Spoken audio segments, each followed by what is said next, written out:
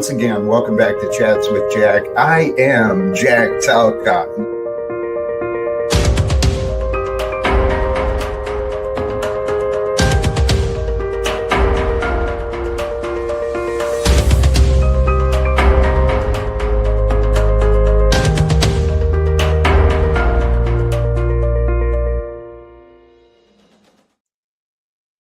Oh, and greetings, blessings, salutations, and love once again. Welcome back to Chats with Jack. I am Jack Talcott, doing stuff new, but it's still the same old thing. And brothers and sisters, truly, I am grateful to all of you who are catching me live, tuning in. I'm starting a little bit later than my regular schedule, but for those who tune in later too, bless you and thank you. I hope you guys are finding something fun and of value because I'm really kind of having fun with this experience of me. Today, the day got away from me, and you know what? Technology. I'm running with some new equipment. I got a little bit different setup. So here for me, things look a lot different. And I'm hoping the audio and everything's coming through. I trust you guys. Keep an eye out. You'll let me know if I'm screwing up, that's for sure. But today, the topic is one that was inspired by someone else. And the idea of having a light heart, finding a light heart. That's what I want to share with everyone, with you, all of you. And I'll drop the link soon so that I can have some interactions with other humans. But for a little bit, I'm just going to flow and flow with the consciousness and the love who I am, what I'm in tune with. And if you're open, if you're receptive, we're going to talk about some ways in listening. Listening helps you release the burden to truly understand. That's how you make a lighter heart. So let me get into this too. Oh, and the other idea is there's no worries. If you can't stick around or you tune in late, you can always come back, right? That's a beautiful thing about right now. You don't have to be so pressed and so distracted. If things aren't right now, come back. And if you find something you like, I'll bring this up again too. I'll try to remember when there's more of us here. But let's start with the start. In the background with me is the reminder, let's rejoice in the Lord. Let's feel a little comfort in our heart as we go through the Wednesday motions, right? With Chats with Jack and see what happens. Blessings to all of you as you're joining in. I don't mean to overlook folks. Happy days to everyone. I really do appreciate everyone. The folks who are so regular and so supportive, it really is incredible on this end. Back to the thumbnail and the ideas I want to offer. Anyone who refuses to listen to the wisdom offered from another, they will soon show themselves to be a fool. This is from my personal experience and what I've witnessed and observed time and time again. One who will not listen to the wisdom offered from another will soon show themselves to be a fool. And how do you know what is wise if you don't listen? Answers in life for each of us, through each of us. Answers in life are revealed uniquely to each of us through each moment of each day. So be with me here in the present. And allow the answers, maybe something I say is an answer for you, right? That'll help you find a lighter heart. If we don't pay attention to what's revealed in our days, in the moments of our lives, we easily find ourselves looking back in time with regrets. And again, these words are from personal experience, man. I wasn't paying attention to all that life had given to me. I was so caught up in what I thought I should have had, what I thought I didn't have. And I missed out on what was really right there. The miracle of life, right? The miracle of life is what we're here to discover, to uh, to share, to regenerate, to recreate. We're a participants in this evolution and development of life and time here on Earth. My life has been a crazy journey, man. I don't know about yours. I'm assuming it has. Because this life thing, it's a trip, dude. It's a trip that can only be imagined. I kind of talked about that yesterday. So, some of the ideas of finding a light heart and actively listening, I got some slides again, real quick. Some wisdom, finding wisdom through listening, learning from everyone and everything you notice. Learn from everyone around us. That's the key. Many keys, right? The value of openness. Every person we run into, ourselves included, we carry unique experiences, unique insights. True wisdom comes from being open to listening. It's that simple, really. And humility. Humility allows us to learn from everyone. And that's the goal. Wisdom is found in the most absurd places. I found it watching my cats, man. Anyway, listening with respect. The idea of finding a light heart, it's to relieve the burden. You relieve the burden by being present. And if you're present, you're listening, and it's more than just hearing words. It's valuing the time that you are. It's valuing others who are there with you. Everyone has a story that can enrich our perspective, and it's respect that opens the door to deeper understanding. If you don't respect something, you're not going to give it the proper attention. So respect is always available. And from biblical wisdom, from Proverbs, a wise man will hear and increase learning, and a man of understanding will attain wise counsel. I've been learning how to hear and learning how to listen in order to increase my learning. And it's really kind of simple.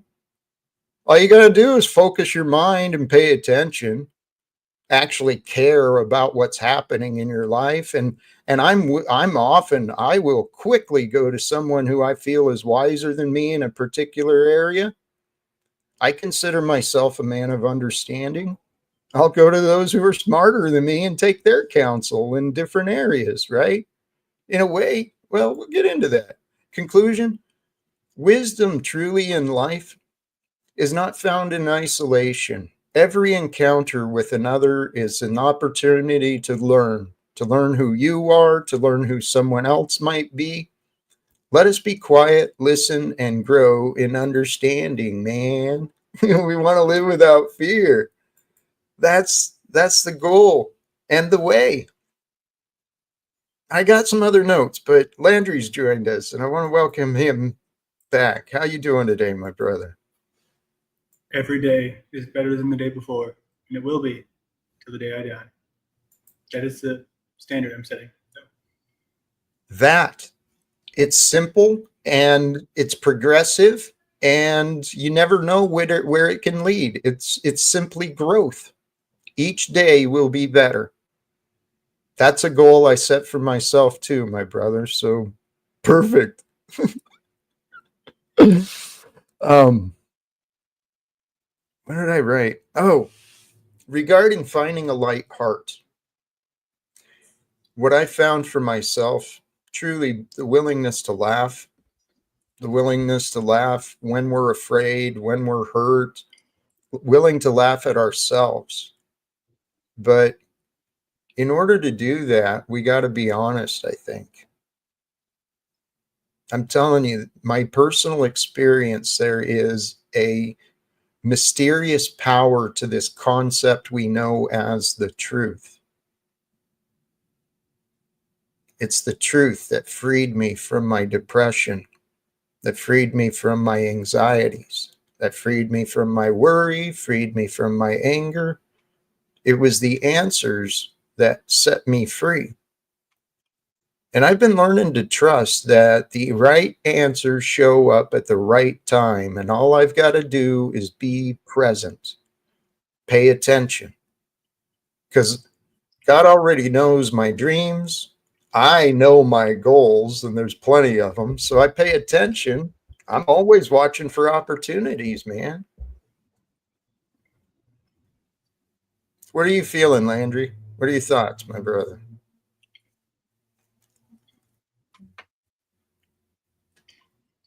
Sorry, I didn't want to chew in the microphone. I was just grabbing a bite to eat, but it's done now.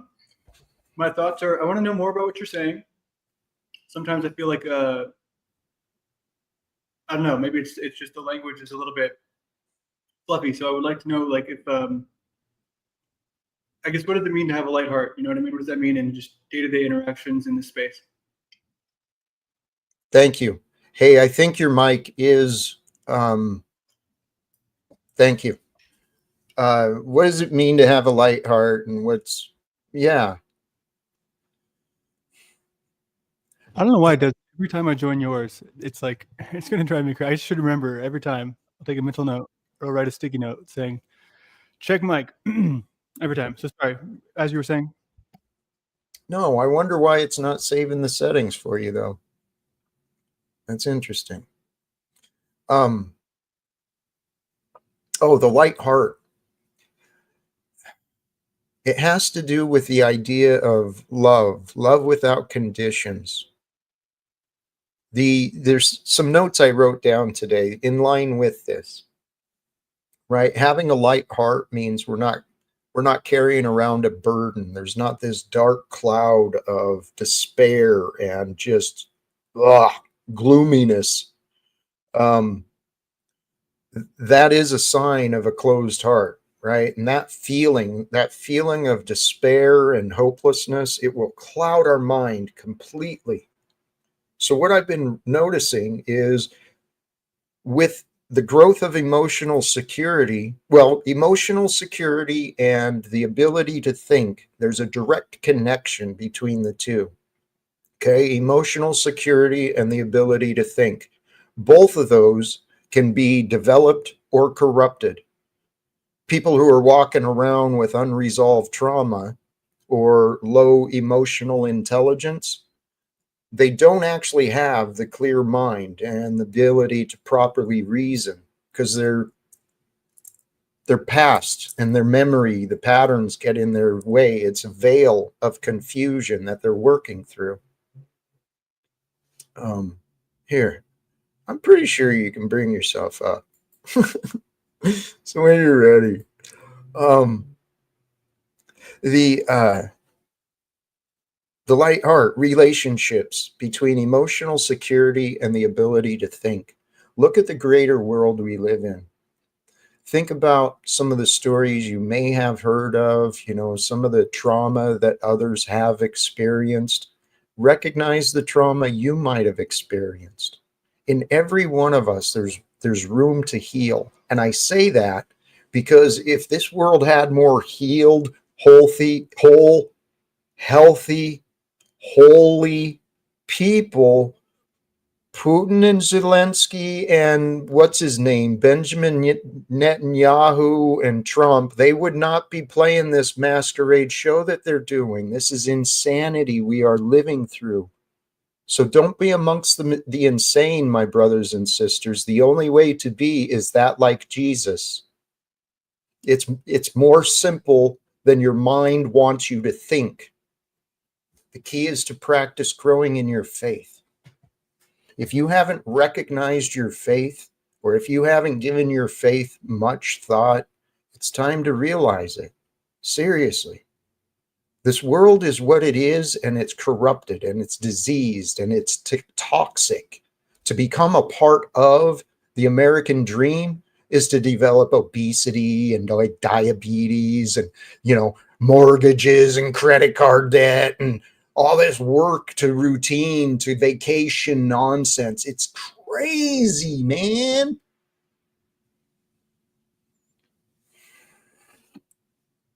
To live with a light heart, that's where life is at, right? It's living without guilt, without shame. You're not doing the things that you don't want to do. You're doing the things you love doing. And what do you love doing? You love growing your talents. You love sharing your talents. You love offering yourself forth into the greater world, right? We're here to create this life that we want to live. Not that we have to, but that we get to live. That we get to live with freedom, with comfort, with health, at whatever level it's actually at for each of us. The fact that we get to live is just a freaking miracle, dude. And these bodies, man, I'm telling you what I've been learning, these things turn into pleasure suits.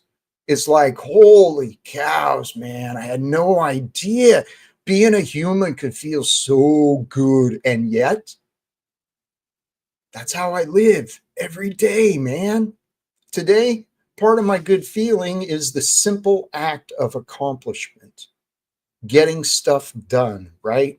Following through with what I said I wanted to do, right? Watching myself get things done despite the obstacles, despite the inconvenience. Life is simple when you allow it to be simple. And I tell you what, there's nothing more simple than with God. For it is only with God that the answers are known. It's a faith in you and God, faith that God is there for you, faith that you are there for God. That's what I think is going on. I think God has faith we're there for God, which we are. Everything has a purpose, man. So, some of the other thoughts I had regarding finding a light heart, relieving yourselves of burdens. As with anything in life, it requires the right tools. Okay. And sometimes in life, the right tools for the job, it might be external resources, it might simply be the experience. Well, I've experienced finding the light inside of myself, despite some of the darkness that I found in the world. And there's a lot of it, man. There's a lot of darkness in this world.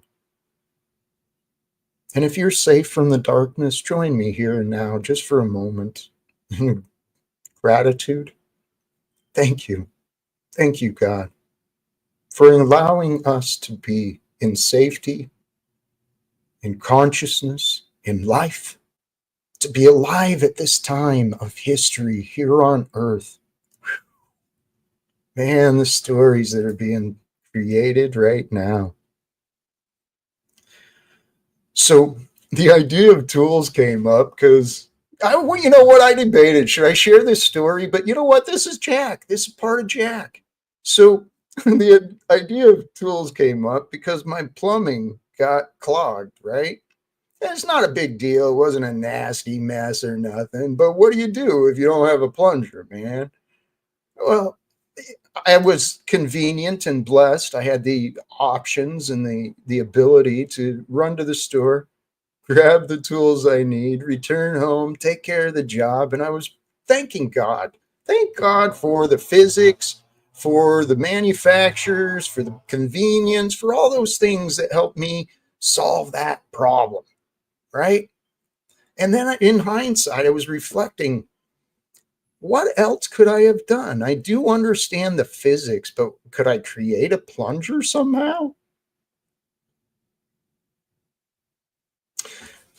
It got me to considering tools in life, right?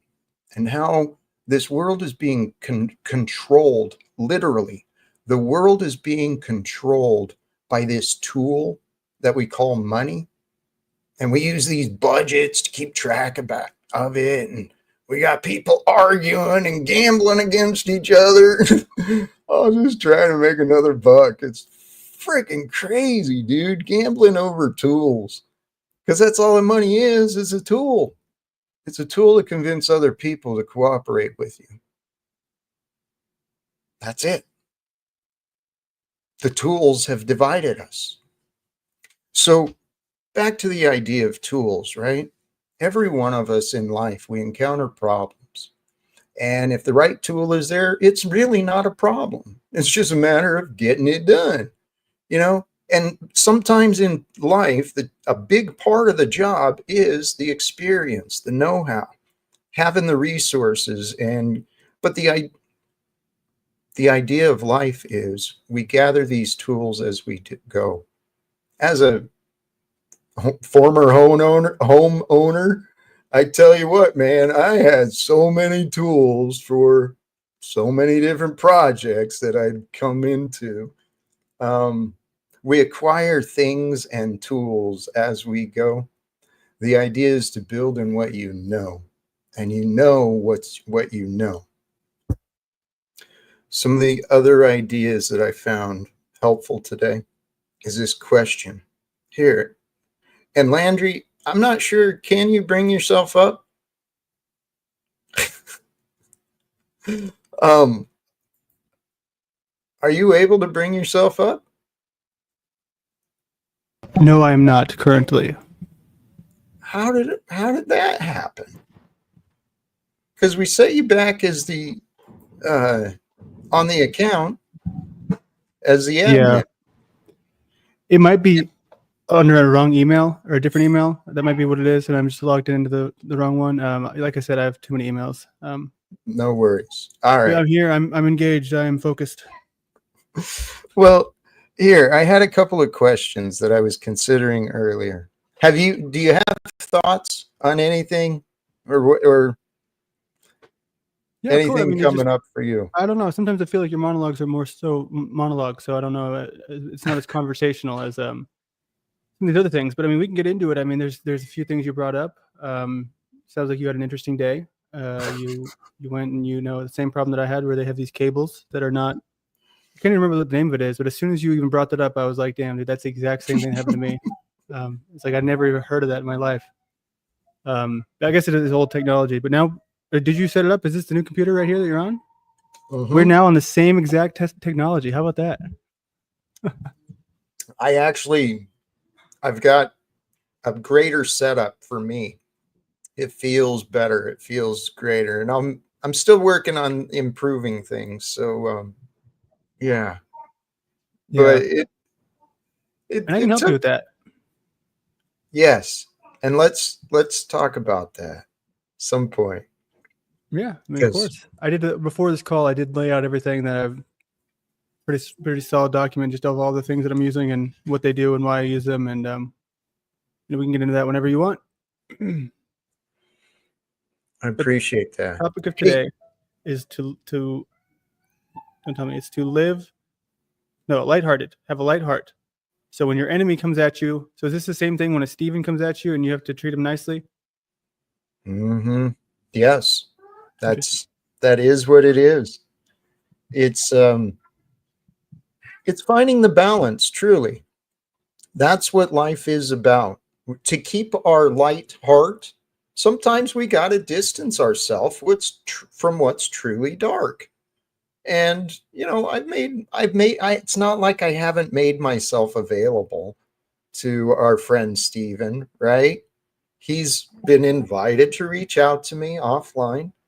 And someone in the chat in the beginning was on our side. I think it was Chris. So I Um, saw that they're like, repent, yes, Steven. Stephen, denounce your cruelty. That's all you got to do. Yeah, just stop Repent. doing it. Like, what do you have to do it for the rest of your life? Do you have to do that little song and It's dance of the cockroaches and the it. like? Is that really your shtick forever? Oh, yeah, and you know what? Truly, thank you, Chris. The same things go for Landry as well. I mean, it's only what's right. That's all we're looking for. That's all that any of us are looking for. That's something I was thinking about earlier. I used to walk down the streets and just, scowl face, no eye contact, don't want to engage with anyone. And now I walk around pleasantly, and I really don't have any problems. So I think I made things more frightening for myself than I used to. And that brings me into this question. Can you trust your imagination? It's a obviously a very complicated question. What do you mean? Yes, it is. Like Well, imagination of what? this is something I do want people to consider. The process of imagination. It is how we learn. It's how we understand things. We imagine the experience of others through what they say, through the movie, through this. We're experiencing it within ourselves, and then we gain a knowing of what it's like through our imagination. Greatly. I mean, there's a physical process to it too. It's I don't understand the details, but I get the complexity of it. So there's and the further point to this question, can you trust your imagination? Well, we live in a world where celebrity is imagined to be important, right? Where money is imagined to be more important than human life. And those things are not real, but people trust in things that they're told to believe in. And the other part of imagination is that's what people are doing when they jump to conclusions with each other. They're imagining a response, they're imagining a reaction, or trying to predict something. Does that make sense? Sure, yeah, I think so.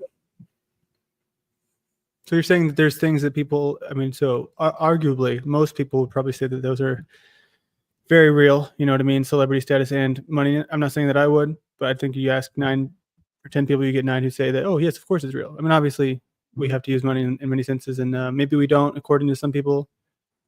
But I mean, if we're looking at things in a world of like, okay, so how can we get from step A where we're using it and then move on to step B to where we have enough and we can do other things with our time and try to exist outside that world. But as of as far as the imagination goes and the responses of other people and what they're saying, I guess it like kind of has a lot to do with preconceived notions, right? Like about people and like grudges, that sort of thing. Would you say?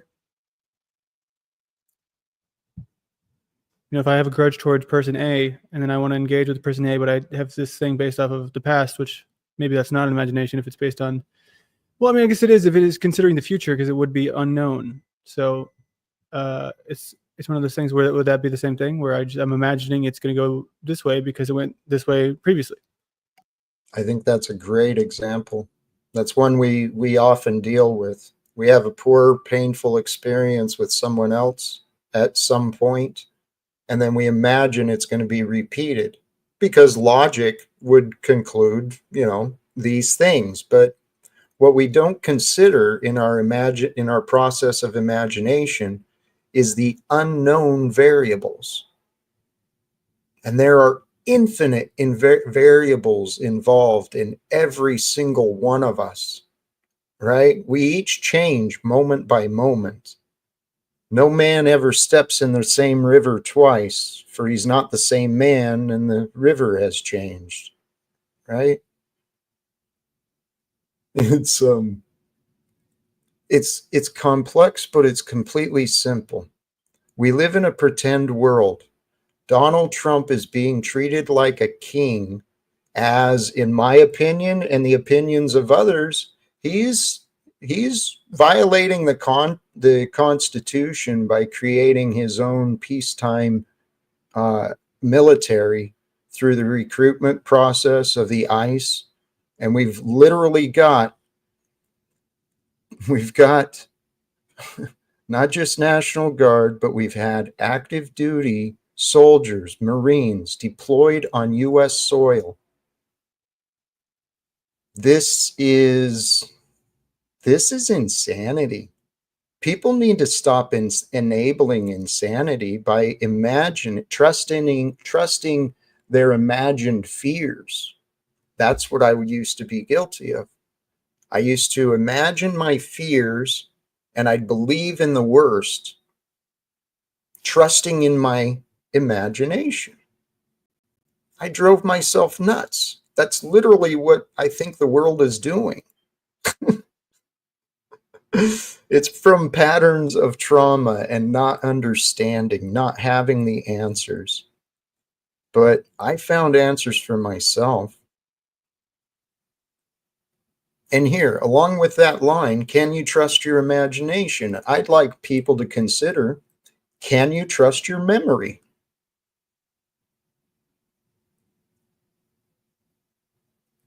I don't think you can. I don't think you can trust anything. You can trust what you can know, right? Now you can convince yourself to think you know anything. I mean, that's what this world shows, man, because it's all perfect. There's a perfect order to everything. It all what really matters to each of us though is how we feel. And if we can help ourselves feel better, finding a lighter heart, finding more gratitude, more peace in the present being, because really the only thing we can know is that we are right now. Where I am right now, where you are right now, all of us, it's exactly where we're supposed to be. Now, where we go from here is entirely up to us. I got some sirens coming through. Hey, this gives me a flashback to when I dropped you off at the hotel. For anyone who doesn't know, within 60 seconds, I think, of dropping him off, 3 cop cars swarmed the building, and I was like, "Damn it, dude, he got me. He's a wanted fugitive," and I didn't find out. The story of my life. Seriously, the things that happen around me and with me, it's like this. It is a crazy story, and it just keeps happening. And I bet if most people started paying more attention to their own life, they might find the exact same thing. You mean like crazy like coincidences, like just Mhm. circumstances? Okay. So many unspoken signs and symbols, right, that catch my awareness. And it's up to me. Is this for me or is this not for me? You know, and even when people talk to me, is that for me or is that not for me? We each get to decide those things. But tying back to the thumbnail about listening to others too, the if we don't listen, which I think this is what's going on, people are pretending to listen to each other, and then they're pretending to know because they're trusting what they imagined when they weren't paying attention. I used to do that myself. I know what I've done. Um, but hey, this thought in my memory, it just came up. Now that we got some more viewers here, I want to offer an invitation to folks who are here and folks who tune in later, especially. If you find moments that you feel of value, do us a favor and put the timestamp in the comments. You know, if you think there's value in there, that way I'll see the notifications and I'll communicate with those who are supporting me. And maybe that can help us find some good content, right? So if you find something, please do that. And I'll try to remember to offer that invitation again in the future. But I was thinking that might be helpful because no one can go through and keep track of all of this. This is what I realized. What's happening with me, it's building a community. And what's going to be accomplished through this community that we are, it's groundbreaking. It's never been accomplished in our past history. Not the way that we're going, but we're going the same way as many others. So that's why it makes perfect sense to me. I trust in this imagined path of success. Why? Because in my imagination, I have included many different variables, but many different paths bring me to these conclusions. A world without secrets and lies is the only way we can thrive. because that's literally the way that Jesus walked. Perfect in his words. I'm not. I misspeak often. I react more than I could, more than, you know what? I react less than I used to. I'm getting better, man. But to follow Jesus, it really requires faith.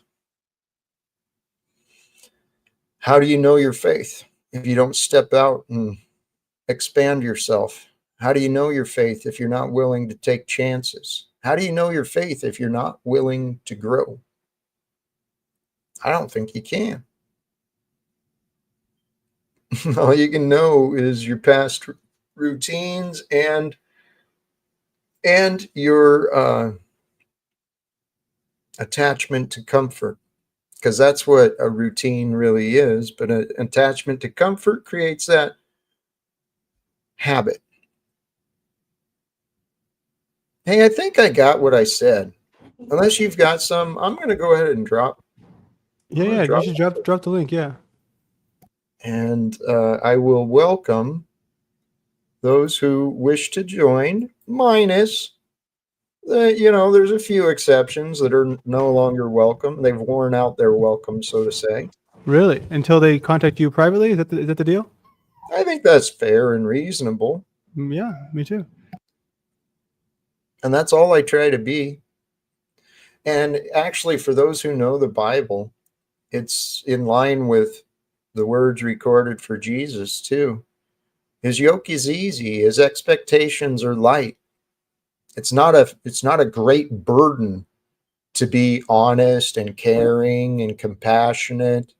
It's no burden at all, really, when you're willing to forgive, because it's forgiveness that brings us this miracle of an expanded heart. I've experienced it several times, but the one who often needs to be forgiven is the one who judged.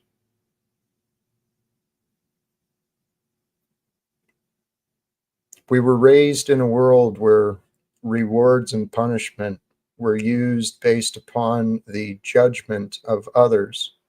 Therefore, we've created a society that's dependent upon opinions and obedience. And it's quite a novel idea once you detach yourself from it, and you can see the brilliance in the entire system. It's gorgeous. It's perfect. How the billionaires make their stuff, I don't know each individual ones, but man, I see why they did what they did. It makes perfect sense to be legally corrupted as an LLC or a nonprofit or whatever, title you can get away with that's not your own. We live in a world of deceptions, brothers and sisters.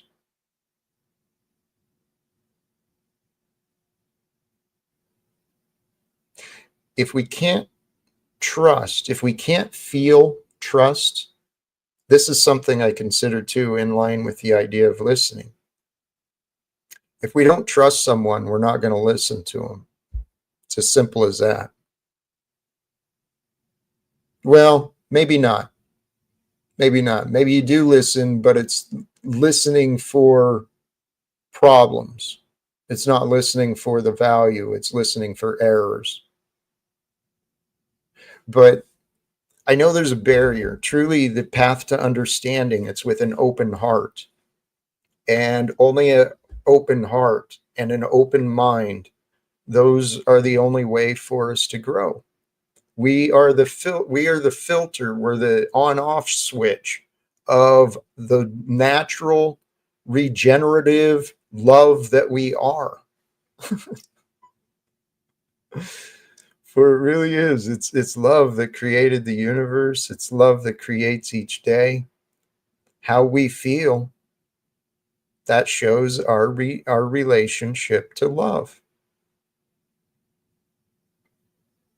And conceptually, well, I mean, in my mind, through my imagination, this is where I found these ideas, and these things make sense.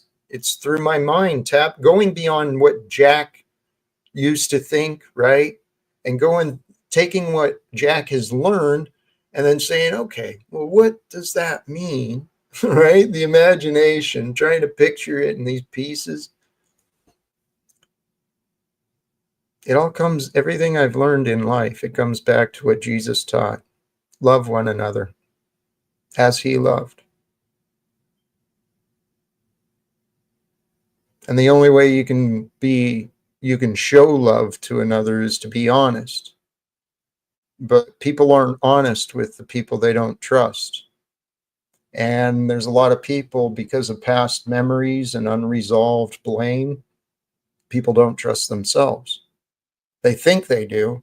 They've convinced themselves they do. It's just a charade that the ego plays. It's fascinating. And it's perfectly designed. There's a perfect to this design of everything. Hey, I don't remember why I took it, but I think that's the real Bex. Probably. Yeah, why?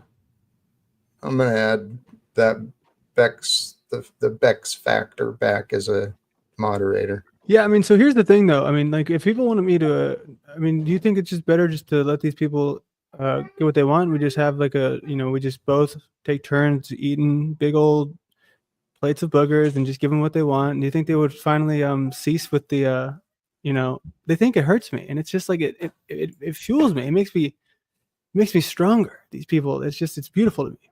So I say, maybe not here, but next time I'm maybe some surprises are in store for these people who just can't get enough of the silliness. All right. Um, I'm not. I'm not. Yeah. I think what I've been practicing. It's not easy. There's a few that just still stand out to me.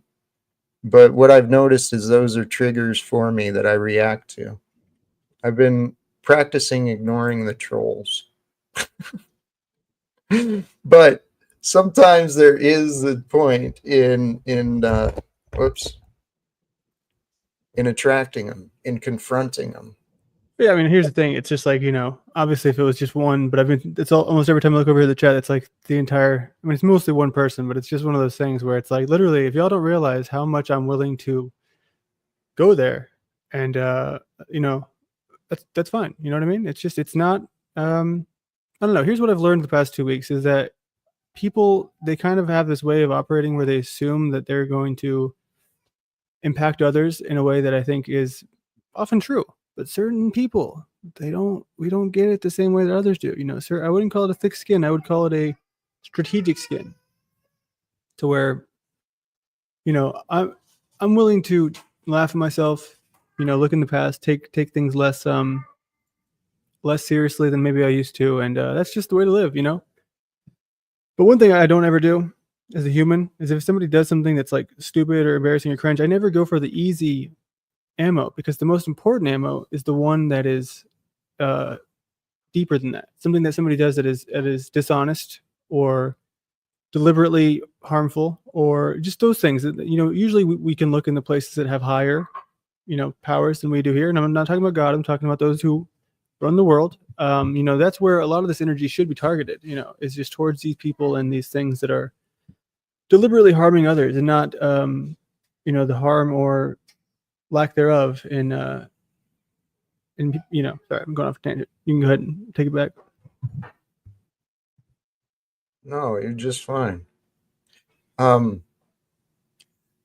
I made, it was part of my growth, my individual growth, and my lack of experience, my lack of resources, my lack of experience, my lack of the right tools. It brought me to create this reputation and this group around me that you're now a part of. But the battles, they're never ending, man. Here, we got another guest here. I'm gonna bring her up. Welcome, Bex. How are you, my friend? I'm very well, Jack. Nice to see you, Landry, and shout out to the chat. Forgive my voice is a little hoarse.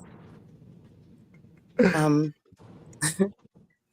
You're I just always wanted, yeah, thank you very much for the wrench. I want you to know I don't take it for granted, and nor do I ever expect it. Like if you never gave me another one, I'd still be here.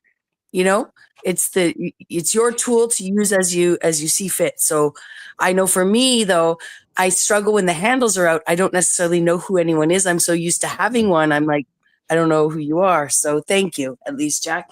And like I said, at your will, at your whim, at your whimsy. I wanted to okay. just add to the Please. conversation that I happened because we're talking about this maybe this idea of Schadenfreude, or this idea of sort of belaboring a point that could be harmful, you know and as someone who does try to transmute things with humor, they don't all land. And I honestly have thought it was a plant. Okay, so I've been playing fake news, and I'm happy to drop it when it comes to this belaboring the point of this iBoogie thing. So No, I mean in it's this truly, specific truly for instance, me. So this is a thing where I mean we don't have to talk about it too much, Jack. And this is yeah, your show, but yeah, for me this has been like it was all the perfect timing. You know what I mean? Where it just mm, happened like mm, right there at the beginning when nobody was watching. So yeah, it was great, great. Just as soon as I took it and ran with it, it succeeded with the intentions. And you really got to look at people and you got to look at things in this world and just really think about what's going on and really wonder when you know your enemy's watching, how can you best take advantage of the bait? So that's all I'll say. I hear it, and that's why I thought you'd handled it so well and with such humor. That's where I had witnessed, and was my nature to sort of just do that as well, Yeah, seeing no, it other doesn't bother me people. that you were Yeah, that you were yeah. being you. I mean, that's fine. I'm just saying that one person. I don't know if I've seen them before, but they're just like that's every comment they Hmm. made is about that. Clearly trying to get a reaction. Hey, they won. They got me. I failed. Yeah. But Hmm. I'll try harder next time not to read it. You know what I mean? But it's just when every single one, I'm like, can't somebody say a single thing about what Jack's saying? Not just this other I thing. It's like see. come to That's my space and say that. You know what I mean? Come over exactly, to my exactly. house and tell me that I have a fat stomach or ugly, you know whatever. Just don't do it in my Hmm. neighbor's house. Perfect. I think that's like a perfect segue. You know, let's get back to the conversation. Thank you. And I didn't think I could have done a better job of monitoring the chat with that too. Um, but if you were in the mod one, right? In the mod StreamYard account, you could have timed them out easily. But My bad. I just and ever since it got please, taken away with Z, I just been so scared of losing it again. oh whatever, dude. Um, and please feel free. Yeah, it's fascinating. It is truly fascinating that the way that people behave, especially online. I actually think it's just a reflection of the world we live in. People aren't really considering, I don't know. I don't know what's going on. All these battles and carrying these same stories over and over. It's like what is being accomplished? It really doesn't make sense to me.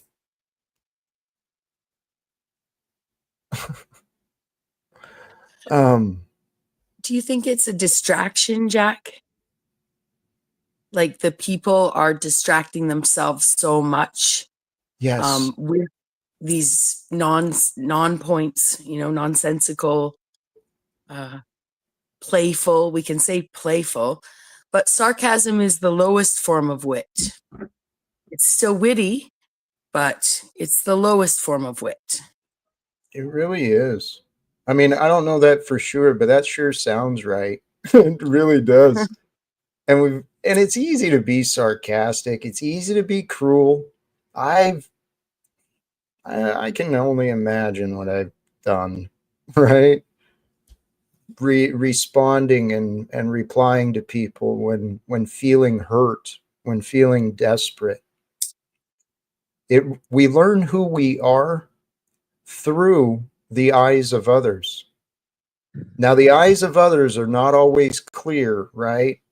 They're dealing with their own veils and their own blind spots. But if we don't listen to each other, we'll never really understand what people think about us, the way we're actually showing ourselves. That's what I had to Here's accept for myself. Sorry, Bex.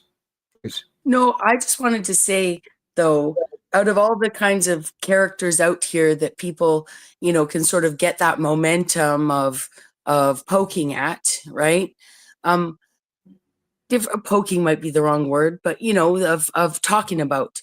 You're not a vindictive man, you're not a sock account playing man, and I'm not judging anyone for doing that. We all have our different approaches to how we deal with these criticisms, right? And I think you're exceptionally graceful and stoic, considering some of us that are in these things, we seize it and run with it, right? Like, I'm extra large, I sat down, can anyone hear over the thundering clap of the sound of my chair, stuff like that. That's not you. You have a focus, and you would like to talk about that, and I appreciate that, that you can sit through it. And what's the worst you do? Lose your patience with people who come here to do it to your face, Like, isn't that a natural human reaction? Thank you, my friend. I appreciate that. Well, it's kind of what Landry was saying earlier. I keep in the back of my mind that there's real atrocities being committed under this scam of a legal system. The Palantir, the technology, these corporations, all of this stuff is happening under our noses, behind our backs, under the watchful eyes of the billionaire class? Who's in charge of this place? Seriously, that's who I want to speak to. I went to God and he suggested deal with it here on earth, man. Do what you can, Jack. So that's what I'm doing. Every day I'm focused on this idea that if we unite together, we cooperate together somehow, some way, there's connections and abilities that I could very easily speak with Donald Trump for at least 20 minutes, 30 minutes of his day and have a real man-to-man conversation about what God means, what it means to be a leader, what it means to be honest, and what it means to bring peace and follow through with his damn words. I believe this is possible. What makes you the man for the job, Jack?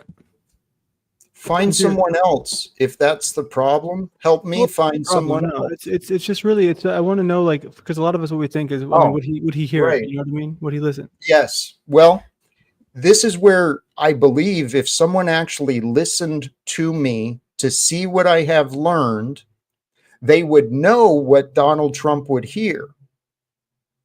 Okay. And so I've said it many times.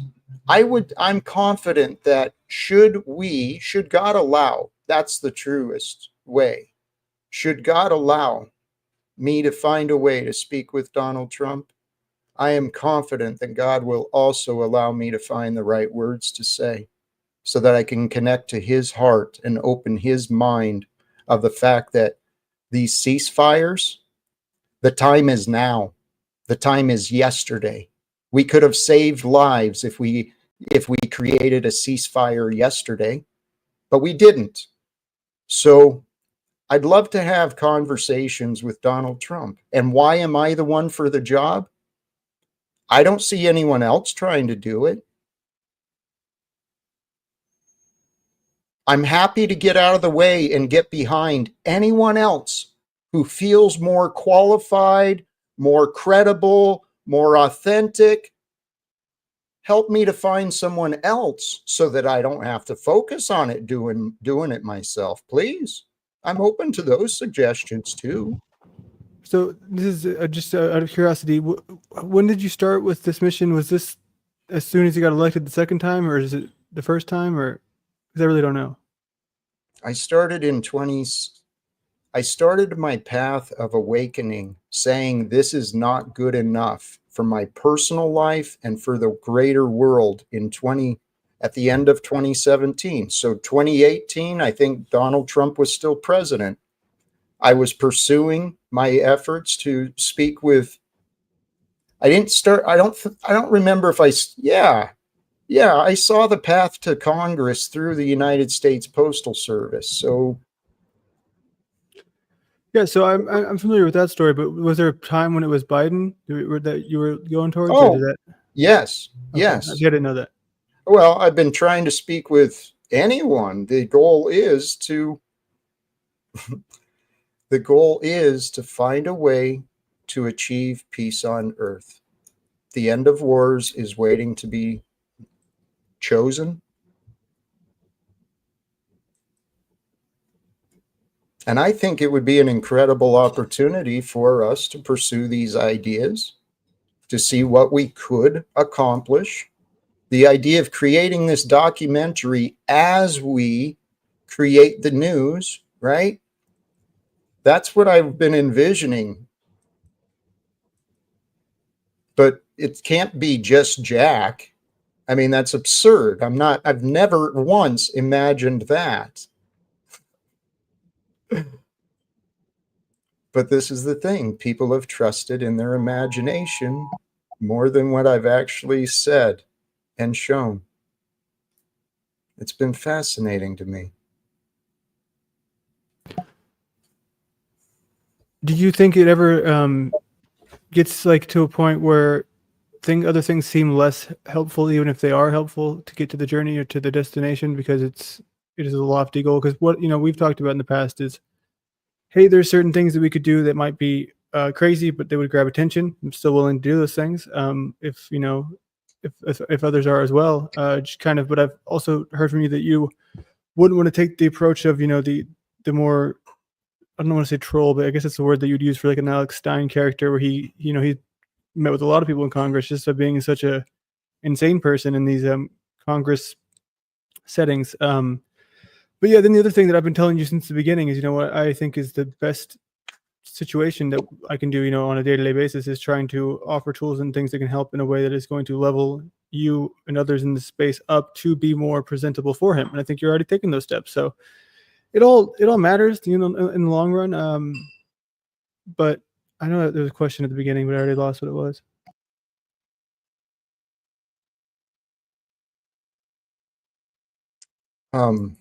Hey, Noah. Yeah, no, Paul clearly doesn't back my plan. Paul clearly doesn't back Jack Talcott. Paul clearly still thinks Jack Talcott is a joke. And Landry, this is what's troubled me with you. You haven't spent near as much time trying to understand me as you've been focused on the people who have been holding me back. And I'm not blaming, I'm just suggesting they've been in my life, they've witnessed and participated with me quite often. There's been very little forward progress. I mean, I'm making growth and I'm doing things, with everything that's going on. I get restreamed a lot, but the numbers aren't there. The investors, the support, it's not quite what I've been hoping to achieve. And truly, what Jack Talcott and this Live Without Fear is intended to be is encouraging, inspiring, motivating. That's literally what I want to do with Donald Trump. I want to encourage him, inspire him, motivate him to be a better leader in front of the men and women of Congress. And let's use the connections that America has established and the men and women who are already there. Let's use those connections to truly create peace on earth, true reforms. And as far as your idea of going out and doing radical stuff like Alex Stein, it works. Not the same as him, but like just something of that nature. Yeah. I get the value in that, but he's already done that. So what I imagine is maybe he might be willing to share some of the connections he's found on his way if he can see value in trying to accomplish this, bringing the end of wars and reforms. This is where my mind has been, honestly, is through teamwork and cooperation with other people. And who I am becoming, I know who I am. I am a man who is devoted to love. I'm devoted to God.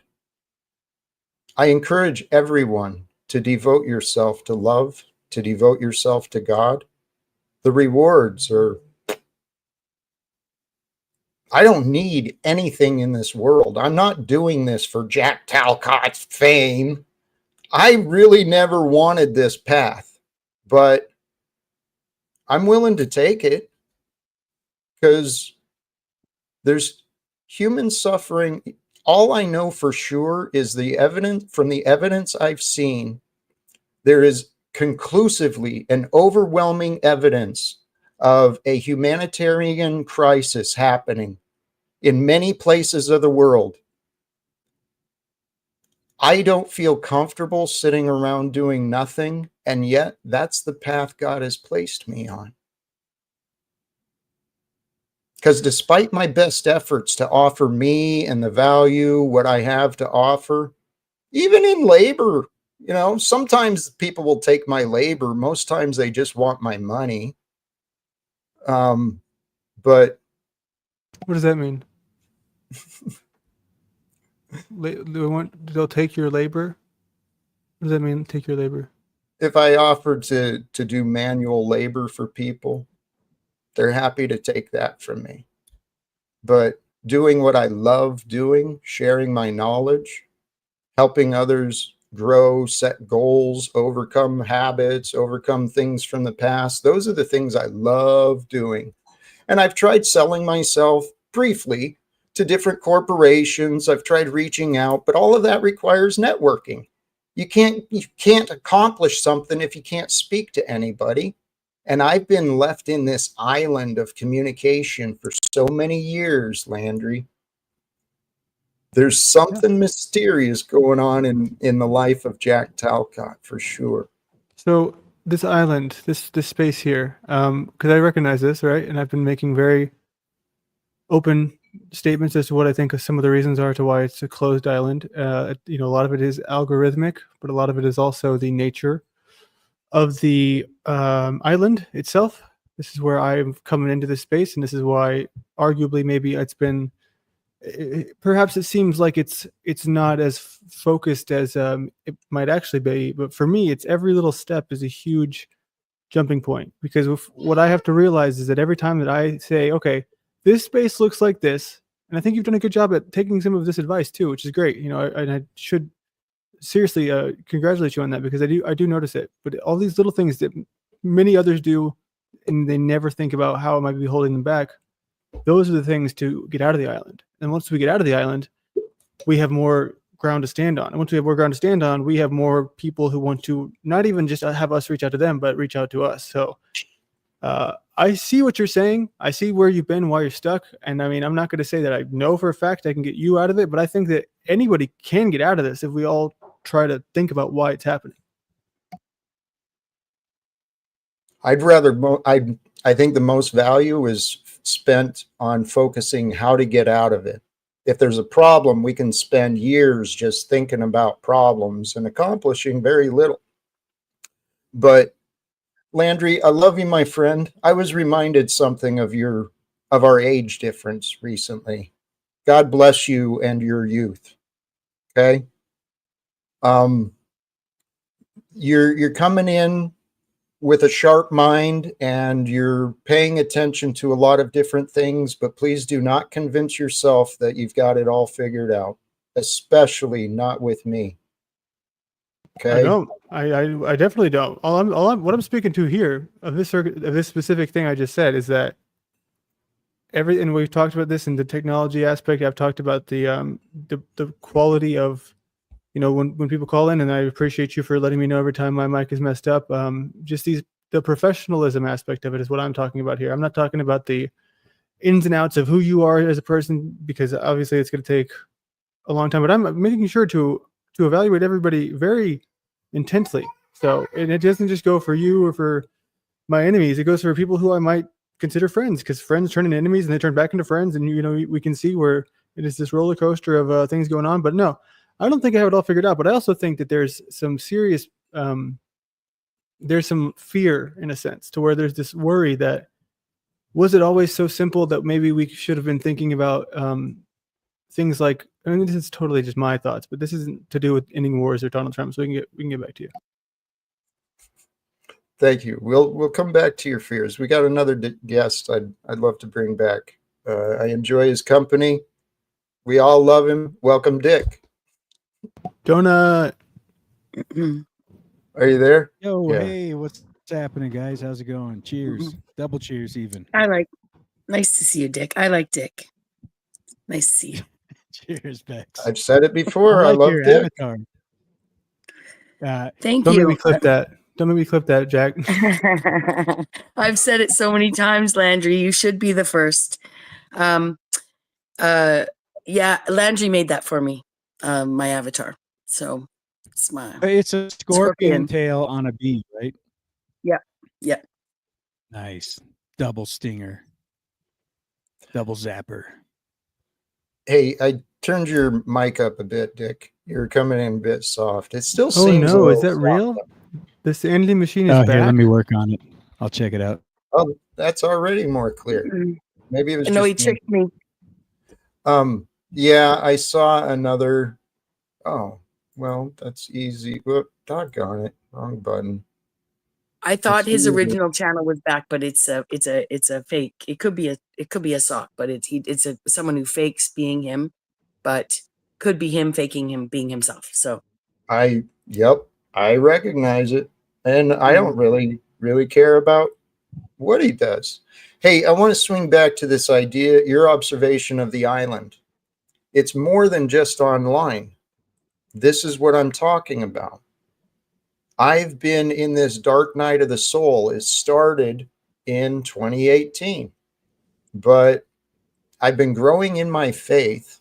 I've been practicing what I've learned, and this live without fear, it's not as complicated as the mind wants to think. The key is to accept. God is with everything. God is with each breath.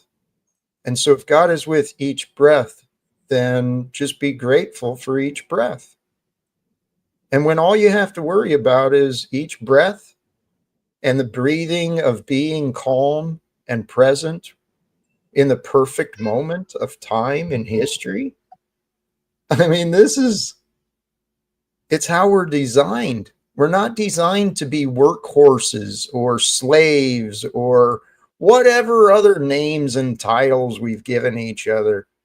We're here to be majestic, to be authentic, to be creative, to be generous, to be kind, forgiving, blessings.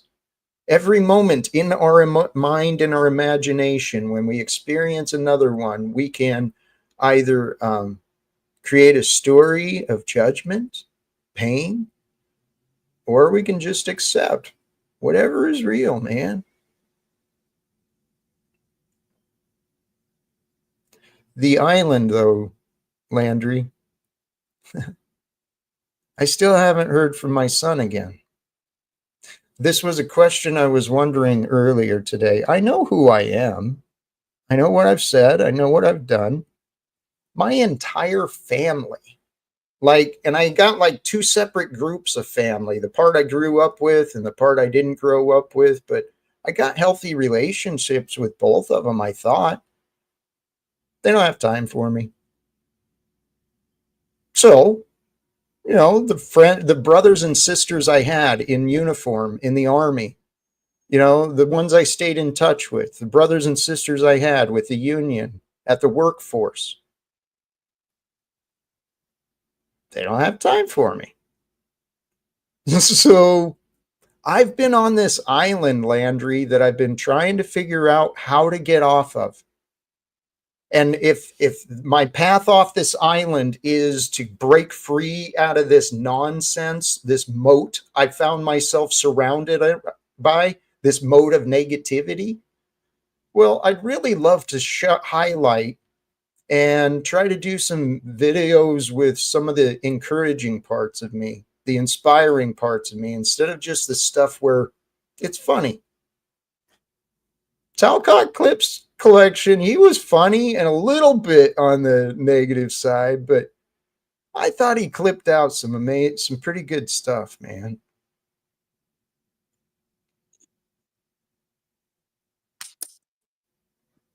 I agree, Jack, that he did try to uplift you and your message. At the same time, he in a way, would, I guess, point out the lofty goal that it might be. You know, I've always said to you, this is where I think my privilege was as a child. I wanted for nothing. So every time I had a chance to wish, I wished for world peace. You know, that's the blessing of wanting for nothing as a child, you know? So that's what I resonate with you. That may be why our paths crossed.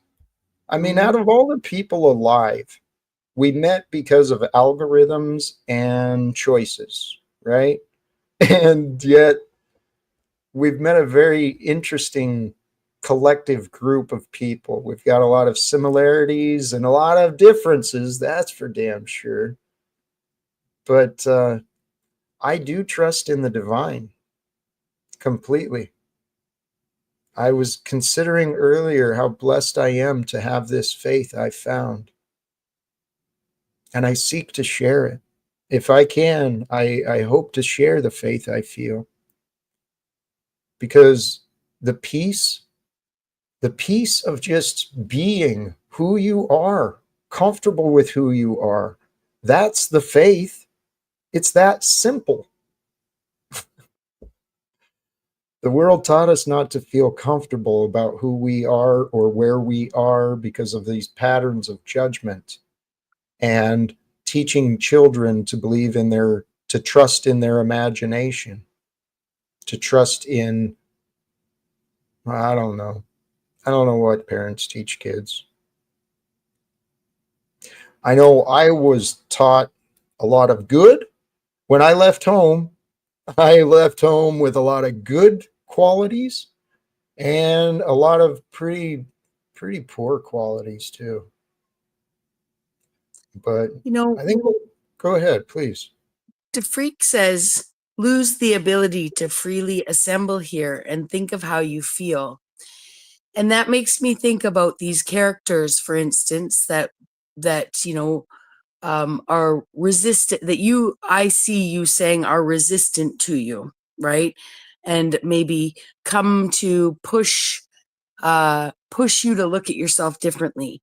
And in this case, you know, you and I have talked about this, about how to come together to push against some forces. And we've admitted we have different experiences of people.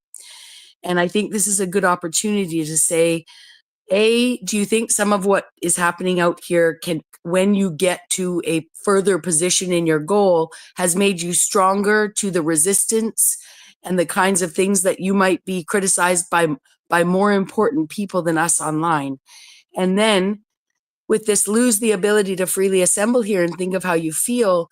To me, it shows that's something that Paul works towards. Paul talks about. That's not something that, say, Stephen talks about, right? So in essence, you know, there are some peoples whose messages are more in line with yours, even if their resistance feels the same to you. I know. Thank you. Yes, I agree with what you're saying. Were you going to jump in, Landry? I mean, maybe it's best to, you know, not to. I mean, obviously, you know what people want. You know what I mean? They want to see the cycle repeat, and maybe you think that I'm a non-believer in the Jack Talcott story, but I think that it's so much more nuanced, and there's so much more to it than that. To point out something that's clear here. Myself, Paul, you, Bex, NPC. I'm willing to be honest and forthright about how I feel about all these people. You know what I mean? And you are, you know, taking a lot of it seriously, and I think I've seen improvements in that way. And I mean, if you want to change those things, for example, if you want to bring back everyone else who's left the show, the old characters who used to call in every week, and it was the entertainment factor. It's fine. I don't want to hold you to anything that you wouldn't want to be doing if it wasn't for me. So that I want to make clear. And also, yeah, Paul does have his idea of things, and I think he is frustrating in a very similar way, to be honest, where I feel that there's a sense of vagueness to both of y'all, to be completely honest. I think there's a vagueness to both of y'all that when plans start to get in the works, then everyone's happy, and we're having like this thing where even yesterday you came in and you said, Paul, I still love you, man.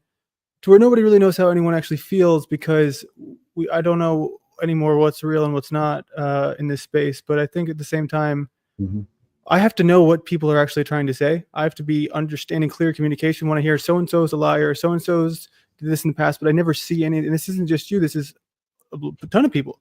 I need to know about what, when the link happened. That's where I get, caught up. Sorry to interrupt. I'm wondering if you actually create the opportunity to find out. Do you find out the questions you want to know? You create the opportunity to ask those questions, because I don't know what you've heard. I don't know what you think. I don't know what you know. All I can go by is what I see and what I hear. Right? That's like any of us. Yeah, and it's all public. You know what I mean? It's obviously there's a lot of hours of it. So I don't. This is where it's gotten me in trouble so far. Is I don't feel a different way privately as I do publicly. Everything is pretty much out there. So, yeah. But just if so and so, for example, is a liar. I don't know what about, you know what I mean? Because sometimes I hear one person's a liar from one person and the other person's a liar from this person. So that's where I do have to just keep going back into the past and looking into the past to see what I can learn from that. So. Well, and everybody's a liar eventually, right? True. Some people change their minds. Some people change their minds, and actually do a complete about face. And sometimes you can do, an about face that's not quite totally a 180, and then another about face, like a zigzag. And I'm not trying to justify not standing on solid ground. But I would suggest when it comes to these characters out here, I mean, I don't think I need to tell you, Landry, but what you sense and what you understand is going to be your best basis, because there's always two sides to these stories. And even if you could go back and witness what happened and how it began, you might be leaning on more on one side. And these cult of culture combined with the hobby of hatred, right? It's a hobby of hatred online that I just don't identify with. And it has taught me to stoop to levels to push back at people that I never would have done, not since elementary school, not since, but I appreciate learning how to push back, because I think political correctness and politeness, although it's a useful tool for kind-hearted people, it teaches us that other people don't have the same intentions. And online, that nuance is, like you're saying, I mean, it's for your discernment and your acumen that already comes in with integrity. So again, I'm speaking vaguely. I'm saying trust yourself and don't waste too much time going back to see, right? You'll figure out for yourself, I believe.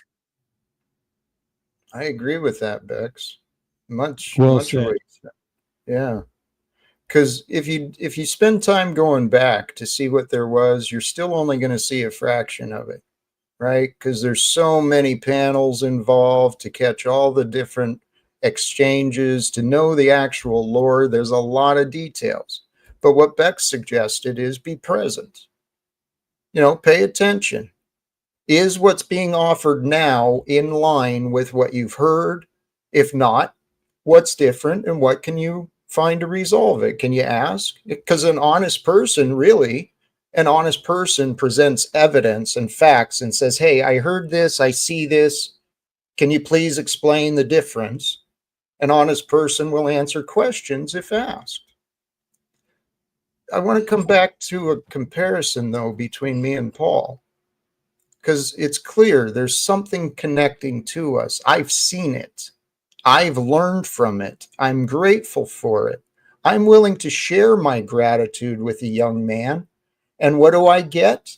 I get disrespect, I get mocked, I get ridiculed.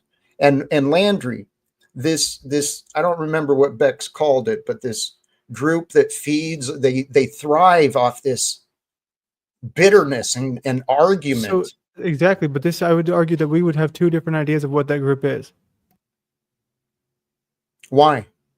Because I Did think you ask me my idea? No, that's just my guess. Because it sounds like it's the group of Paul and his people. I don't know who his people are. Well, okay, so who's the group of these people? I know who's honest about me and who's dishonest about me. I know who believes in what they've imagined and heard from other people. And I know the people who can accept me. Bex, were you jumping in? I was just going to say, I think by group of people, he meant in general the force of hobby haters, right? Yes. The force of people who come out to participate in what I would call hatred to impress each other. Now, Yep. I'm judging that. It could be impish behavior that's distracting them from their lives and making themselves feel better by looking at by putting other people down so they look better and feel better to their friends. But in essence, as grown adults, right, like there's a time and a place, and we've all learned that we have this form of humor, but ultimately, can you do an about face, and are you open enough to be honest, like as chatters, like, and come up and say, yes, I actually hate you? Or are you, or are you just going to nuance around and waste all our time, make us laugh, which is great, but distract us from having more serious conversations? So could be hate, could be immaturity. It's just not always necessary. And some people don't get out of character ever. This is and the that thing. moment, yeah. The character is not real, and they don't think real. They think they get lost in their head, lost in the script, in the story they're telling themselves. Since Paul and I crossed paths, he hasn't seen the connection. Someone asked, we're clearly anti-authority, anti-license, anti-registration, anti-oppression. We're both those on that same standard of principles, rights, freedom. Since we crossed paths, he's seen himself better than me, and he's done everything he could in my time online to prove it. I suggest to him he's wrong, because what Paul is lacking, and I have, what I've been developing, especially since meeting Paul, is my ability to communicate more clearly. And praise God. Where did this go? There was something. Well, so you said that he doesn't appreciate you, but something of those lines. But I would argue that's not true. I think he is intense and harsh with a lot, pretty much with everyone. You know what I mean? But at the same time, he's been very clear and candid with me, like about how he does see something in you, and he, deep down, he really truly does want you to succeed. So, Right. Maybe that's the best way for us to perceive it. Is this isn't our enemy trying to slander us? This is our. Okay, so you're already trying. No, I respect you. I already understand where you're going. I can see what you're saying. However, the question I'd like you to consider is my experience. What do you think Paul has shown me as far as gratitude? And here, let me not be rude, because we've got a guest in the back, and life is Margot. I wanted to bring this comment up. According to you, I have never heard Paul lie. He can be a pain in the ass, but he's truthful. Margot, you don't know the difference between truth or lies, but praise God, you're going to learn. Welcome back. How are you, my friend? I'm well, thank you. We can address that in a moment if you'd like, but Please. when you were talking about a character, are you saying that you think Paul is acting like a character? He's not himself? Correct. He's disassociated from the present day He lives in the past, looping about memories and unresolved trauma. And the trauma he's carrying, it's in his judgment. He's been enabled a long time.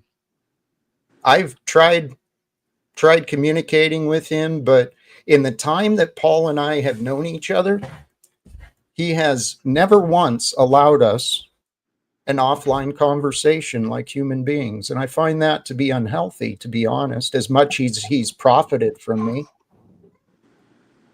Yeah, that is kind of weird. I wonder if he has that boundary with most other content creators. Do you think it's because you were on a phone and he doesn't give his number out? I know he blocked me on Facebook and Messenger, where I used to be able to reach him. He claimed on his stream long ago he unblocked me, but that's not what my experience shows. So, Well, and you were saying that your edge now is that you're a better communicator. Can you expand on that? Because, and you know what, I will have to point out, and that may be the case that you have improved, and I bet it is so, but you're having trouble communicating with him. Yes. He's been a test for me, an incredible test, because he's an incredibly powerful ego. I see very many similarities, unfortunately, between Paul and Donald Trump. I saw similarities between Paul and what's the Andrew Tate, the other guys that he used to promote. There's similarities. I see the similarities in them. He's got everything it takes for success, like they did. However, I'm suggesting there's better ways to succeed. And Paul has. Please, I respect that, and I respect your opinion about him being a character, and but I also think that you guys kind of go back and forth. You know, you guys are on the same page, and it's a love fest, and then you're not, and then it ebbs and flows, which is great. I mean, I think you and I do the same exact thing. My question is, are you resentful of his boundary? No, Margot. Let me come back to that. Okay, all right. Neutral ground. You're correct. I care about him. He cares about me. But what is also evident, one of us doesn't really know how to express care. One of us talks about compassion, and one of us actually lives with it. I know which one I am. Now, Paul has been a mirror of me, and many people have been led to make a choice. I actually see it similarly to a repeat of the story from the Bible, Jesus and Barnabas. Who are the people choosing? So far, they've been wanting this radical who's angry and unpredictable. I suggest this time the world get behind a man like me, because I welcome Paul to join me when he learns to communicate with some respect. Hey, Landry, you asked me earlier why me to speak to Donald Trump. I actually think, should Paul learn some humility and respect, being able to treat others and communicate others with honor and respect, I believe he'd be a better candidate for me to address the men and women of Congress. He knows the enemy far greater than me, the enemy being this corrupted system of legality. I've been saying for a long time that might be why him and I met, because I've had this goal long before I met him.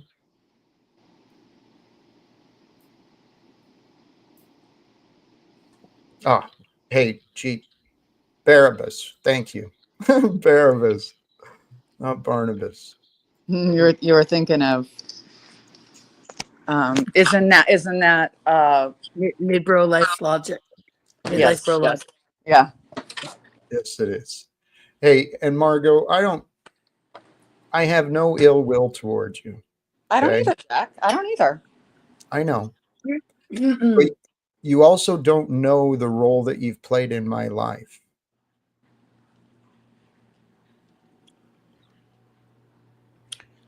Well,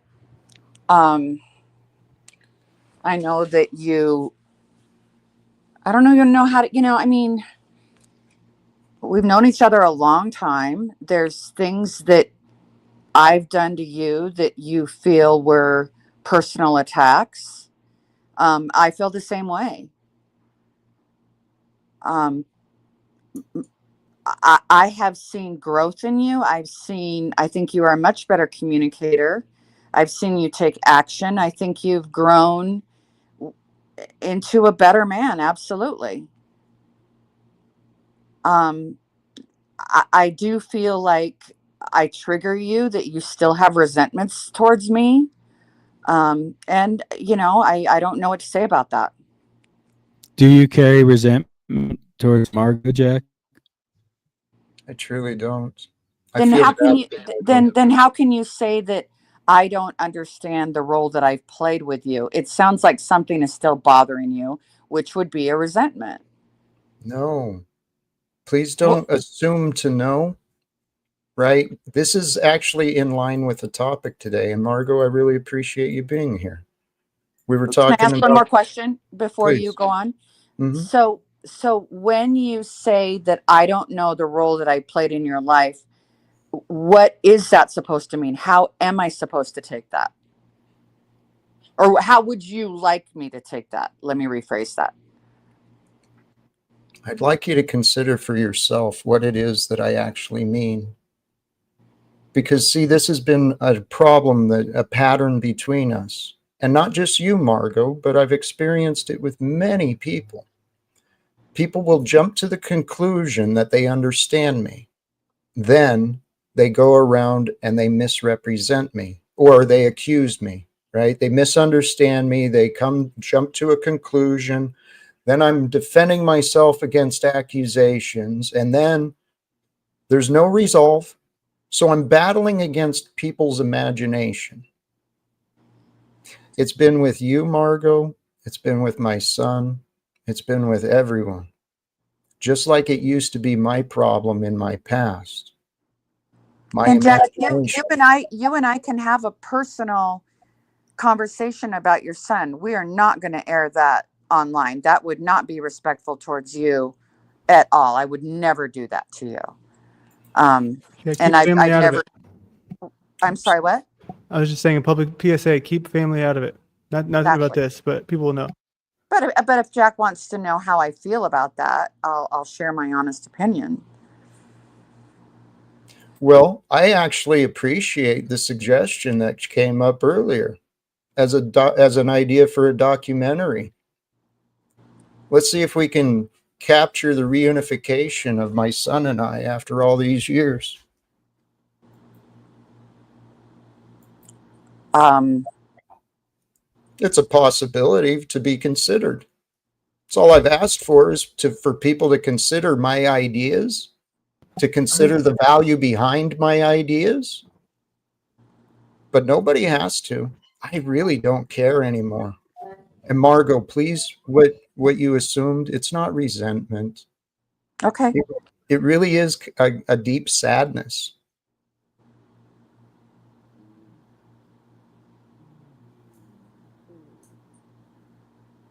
Well, I hope you do know that I care about your well-being. Cynthia called me last week and said, I'm meeting up with Jack. What do you think? And I said, take him to your church. Take him to meet your people. Take him, to, go take him to real things, not tourist things, but show him who you really are. And you guys had a great visit. She called me right away afterwards.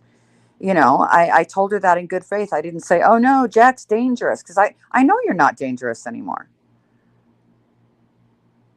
Did was my opinion that you were dangerous years and years ago? That was my opinion.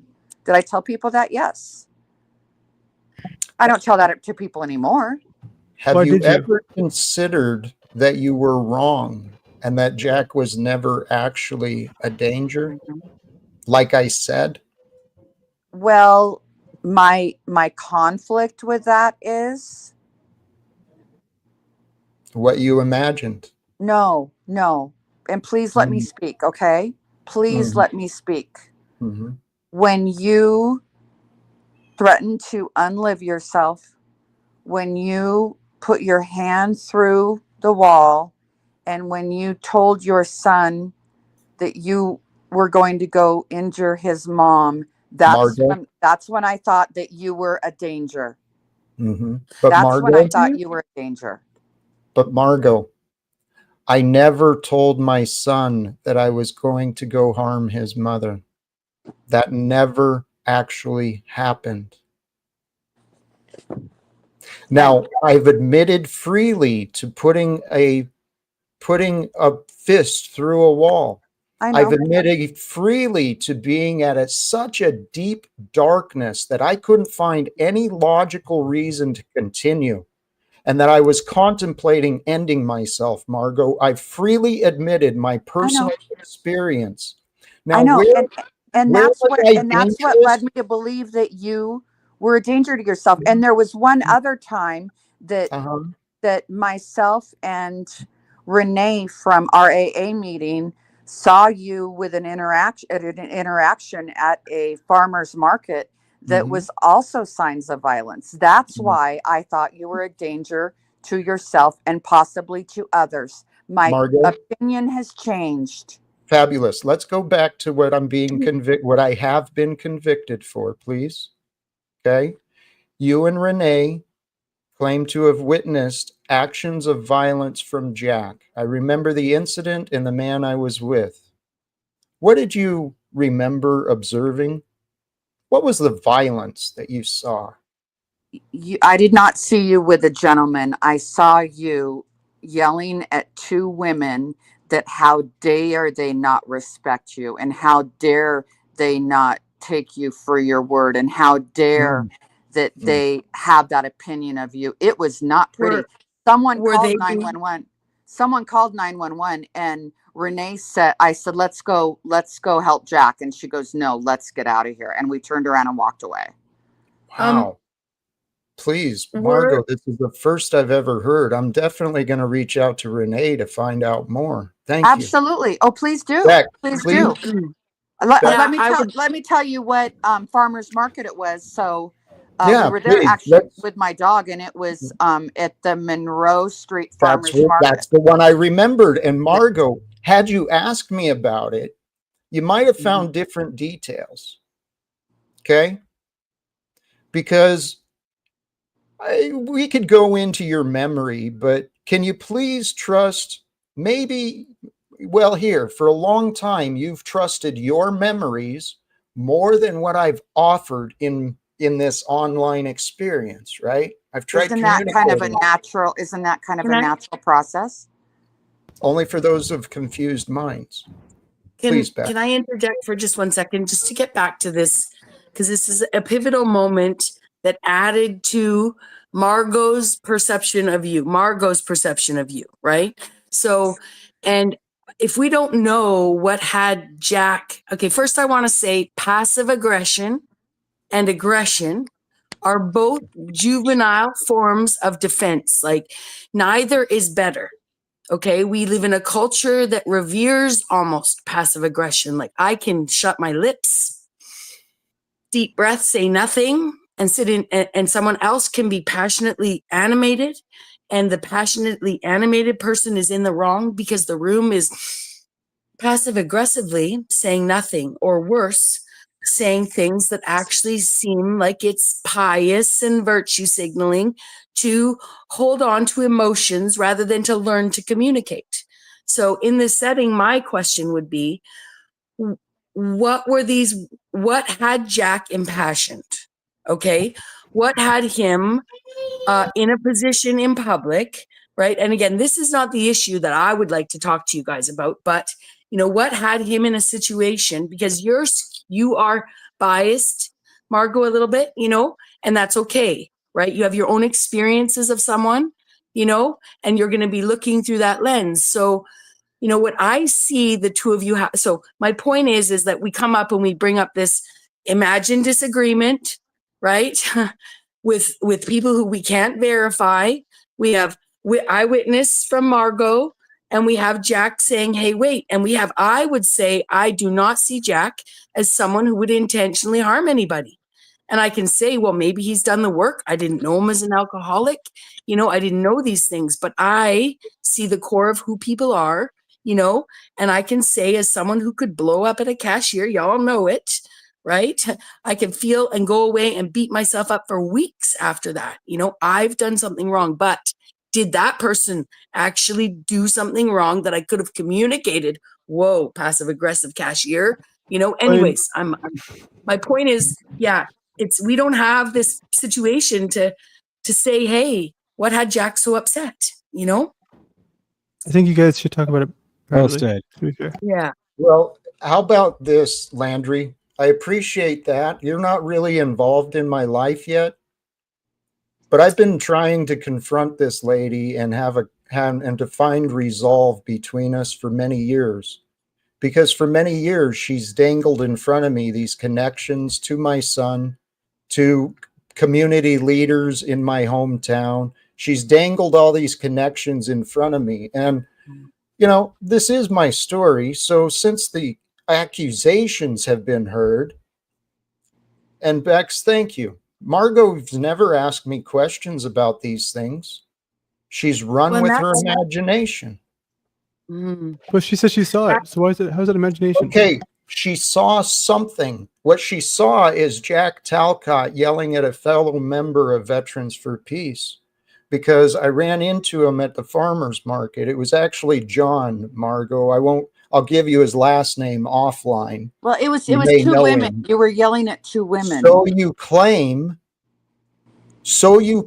but Margot, I don't recall any experience of me yelling at women like that. If there is, forgive me. But I do forgive you. Margot, raising a voice at someone out of frustration and desperation is not an act of violence. And Margot, let's also bring it so that it's in the record, Bex and Landry, if you're listening. Of course I'm listening. Okay. It's hard to tell sometimes. Okay. Can I get us to dig a little bit deeper here with you and Margot? Considering, but when you're finished, Jack, please, I can hold on. Please, just real briefly, in my memory, by the time I encountered John and Veterans for Peace, it was around 2019. Margot and others had been attacking me online since early 2018. Margot was never a close relationship to me. She never saw how gentle I actually was with my son. Maybe she did see it. I did. You saw it. So for you to run with narratives and never actually have a human conversation with me, Margot, shame on you. Well, and this is what I see between the two of you, okay? Can I say something first, Bex? Of course, Margot. When you're ready, let me know. I respect you 100%. And I think you are the perfect person to inquire about this. And I welcome this. I yield. So this might get a little raw here, you guys. But you've both suffered a similar loss. And Margot's loss is not solvable, right? Mm-hmm. Jack's is. And Margot wants that solution, right? The same solution that Jack wants, right? Absolutely. Danger because of alcohol and the behaviors of our characters that become, avoidant and all these things that happen when we are in addictive cycles. We can't beat each other up for the things. Like, danger happened and tragedy happened. And I'm sorry, Margot, that I'm bringing this up. No, that's like I said, 100%. And I will talk about my son, and I will talk about, the fact that he drowned. I mean, that was an accident. What happened with Jack is a very unfortunate circumstance to a very difficult situation that you were a part of. You were a part of the experience that made my life more difficult, Margot. And until you see that, until you accept your part, I have love for you, but all you have is this pretend relationship that you have, and you're missing out, Margot. You're really missing out. And actually, so everyone is aware, part of what Margot is missing out, by what she said and done, she clearly has connections that could easily help me in many different ways, political, professional, personally, but she's not willing to do that. Yes, I am. And I have. So you claim. So, there's a difference between going through the motions and actually believing in what you're doing. This is what I Well, wait, teach. then do it, Margot, because that really is, I mean, such a paramount thing for Jack. And I think any reasonable person, if there's a genuine possibility for him to have that I relationship, have. why wouldn't you When I persist was in in that? Spokane, I contacted my nephew who's on city council and said, this gentleman named Jack Talcott would like to reach out to you. How should he go about that? And he said, have him call my office. And so I told Jack that he should call his office. What more could I do in that situation? You did everything you could think of, Margot. I mean, am I supposed to invite them both? Well, I'm not there anymore. And as far as well, now Riley is the assistant to one of the, I think, Cantwell. I think he's with Cantwell. I think that's who it was. I even told Riley, I said, has Jack Talcott, I know I brought his name up before, has he contacted Maria Cantwell's office? I can't call their offices and make appointments for Jack. I can let them know that Jack's going to call them. What more can a citizen do? Invite him over for Thanksgiving? You can do anything you want to do, Margot, and you've done plenty. And That's I for reached sure. I reached out to the Washington and Arizona congressmen and representatives from Washington D.C. and said, Jack Talcott will be calling your offices. He has big ideas and he wants to share them with you. Mm. And you did inform Jack on the part, not about the political, but the part about his son that, hey, the ball's in your court now. I've, opened the door. You got to take it from here and make this Well, call. as far as Jack's son, I follow the suggestions of Alcoholics Anonymous. We make amends and then we wait for them to contact us. Now, when it comes to Jack's son, he does not value Hey, Margot, what Jack is doing right now. And how do you so know? How do you know? How do you claim to know That that? was an obfuscation from my question, though, but it didn't answer Yes, my question. thank you. I'm sorry, Dick, what was your question again? So you made it clear, the directive to Jack, that you had done this footwork and you had laid the groundwork, and now the ball's in his court and he's got to make these calls and take it from here because you've done your part. So you communicated all that, and you feel Jack just from there just fumbled it, huh? He didn't fumble it. He didn't fumble it at all. I believe he did reach out. I believe that he reached out to Zach Zapone's office in Spokane, and I believe that you even talked with him. And didn't he instruct you to come meet him at a meeting? I can't remember. I know I we spoke. I think he did. I don't know what, again, besides inviting Jack over to my family's house for Hey, Margot, Thanksgiving. no, Margot, please. You did everything you could think of, and you did everything you wanted to do. What You more were could I do, perfect. Jack? Margot, you could have done anything more that would have been helpful. Like But what what? you Give me did, some examples. you bragged online about how, I don't remember, your kid went to the same school as my kid, and so you knew that there was a way to communicate with him. Now, your Our interpretation, our Margot. children do know each other, Jack. Okay, wonderful. So, see, there is a way for messages to be relayed, is there not? What if Your Jack your recorded a son video?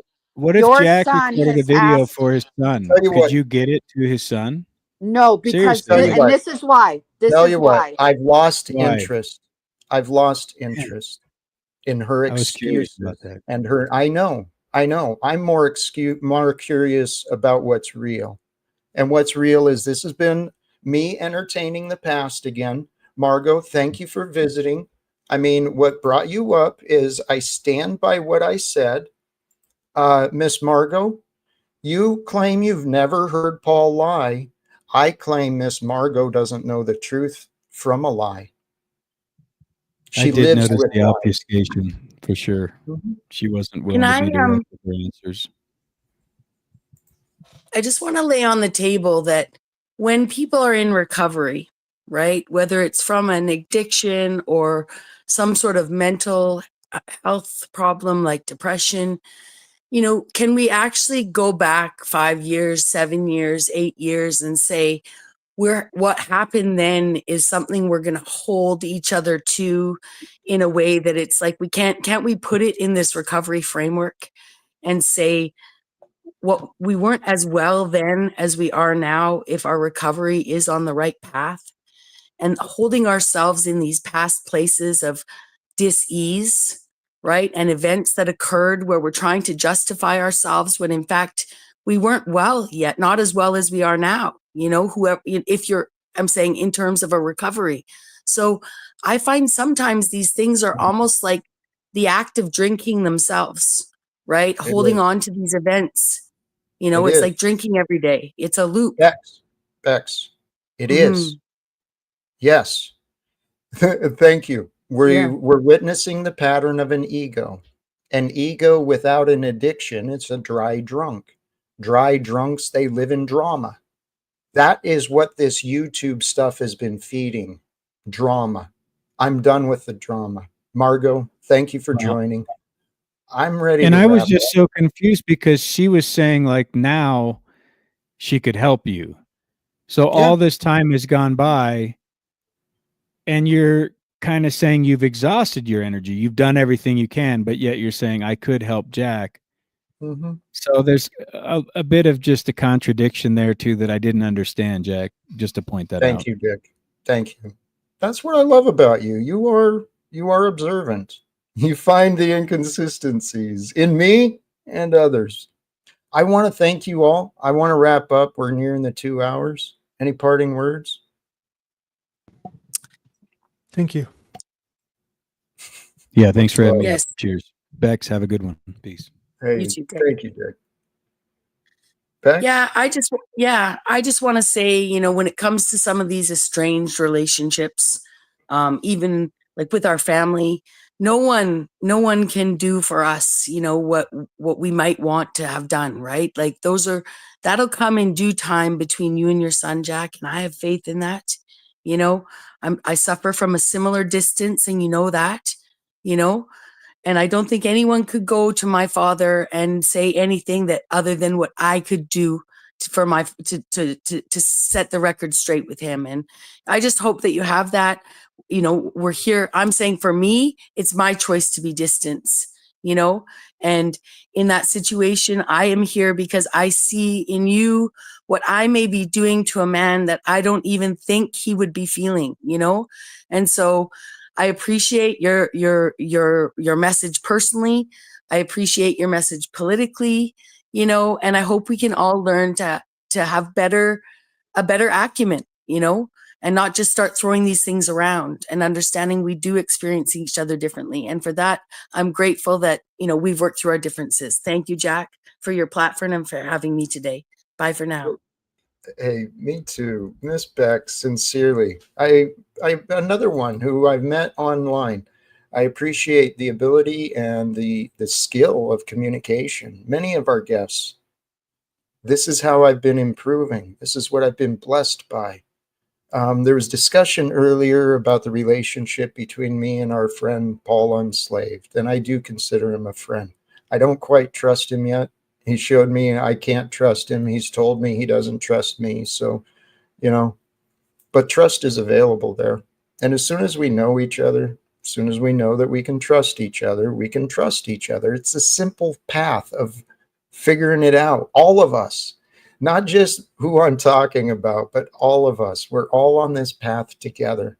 And if we can figure out how to be comfortable with who we are, that gives us the confidence to step out and be a little bit greater. And if we're willing to step out and be a little bit greater, we won't be so quick to trip the next guy up. We're not going to be focused on what someone else is doing or not doing. We're going to be focused on what can I accomplish? What can I bring? What can I offer? What can I serve? What can I discover? What can I create? The best way in my mind is we do these things together, because that's what love really is. I'm going to wrap it up here. Brothers and sisters, thank you again sincerely to all who are a part of this. Until next time, choose love, peace for everyone, and live without fear. Oh, yeah, God bless us all. Peace.